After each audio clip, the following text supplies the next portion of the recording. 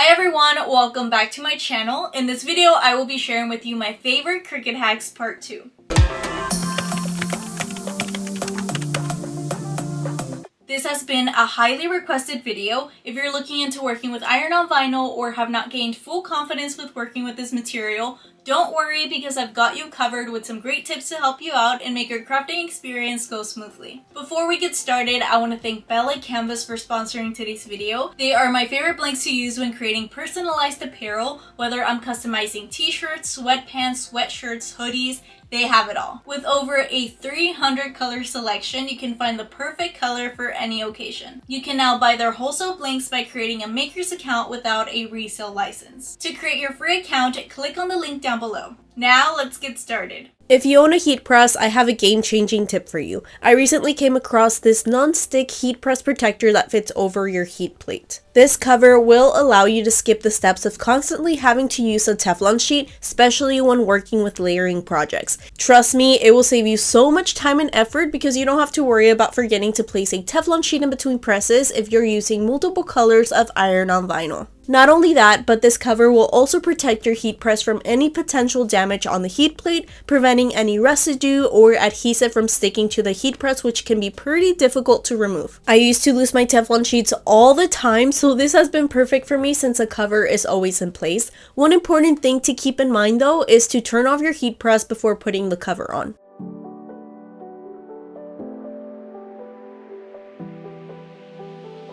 Next are these t-shirt rulers that were designed to help you align your transfers correctly. I use one every single time I make custom tees because it prevents any mess-ups, which can lead to wasted time and materials. The guides eliminate the guesswork and ensure that your transfers are perfectly aligned every time. If you own a t-shirt business, it can help you make sure that the placement of your designs look consistent across all of your t-shirts. Whether you are a seasoned t-shirt maker or just starting out, a t-shirt ruler can really help you save time and achieve great results. Now, to go along with the previous hack, this next tip creates the perfect combo. Before applying your transfer, fold it in half. Then line up your transfer on the center of the shirt, which can be located with the help of the t-shirt ruler, and use the folded line as a guide.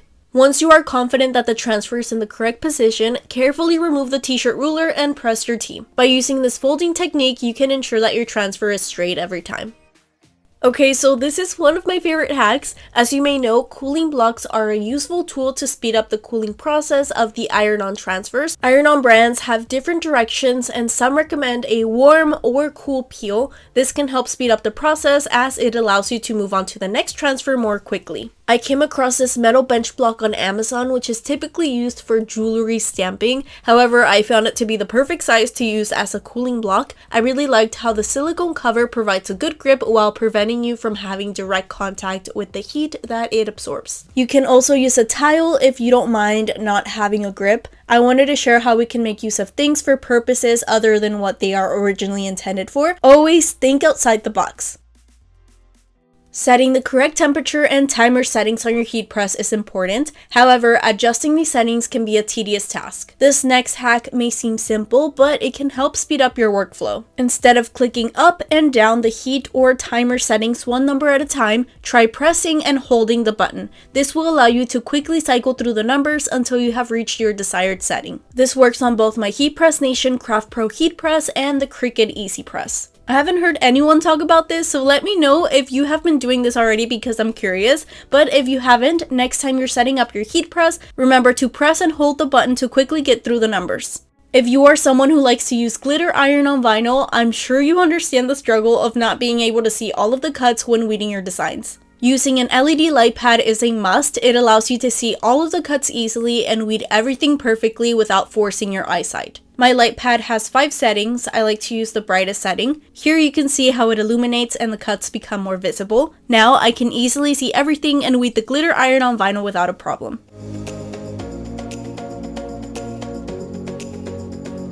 It's also helpful for intricate designs on regular iron on vinyl and adhesive vinyl.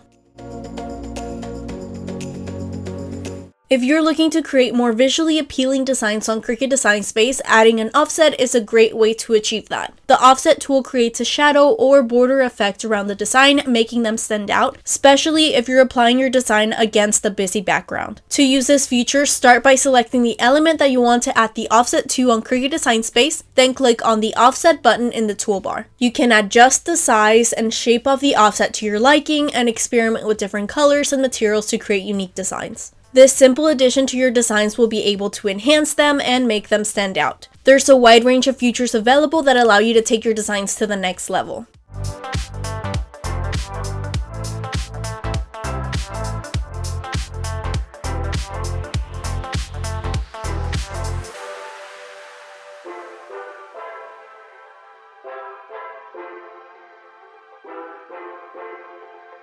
Weeding iron-on vinyl can be a challenging task, especially when working with intricate designs. Fortunately, there's a simple hack that can make the process a lot easier. The trick is to heat up the mat first and then place your iron-on transfer over the warm surface. This will help soften the vinyl and make it easier to weed. It's worth taking that extra step because it will save you time and frustration.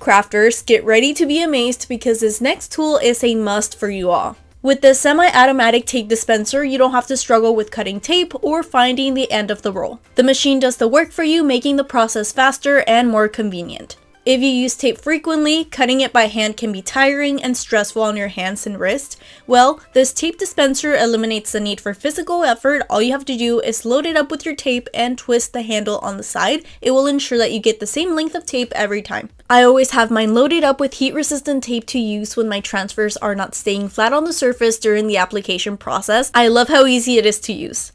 Here's how to remove iron-on vinyl when you make a mistake or you're just not happy with the results. Heat the inside of the garment using an EasyPress or a mini EasyPress on the low setting.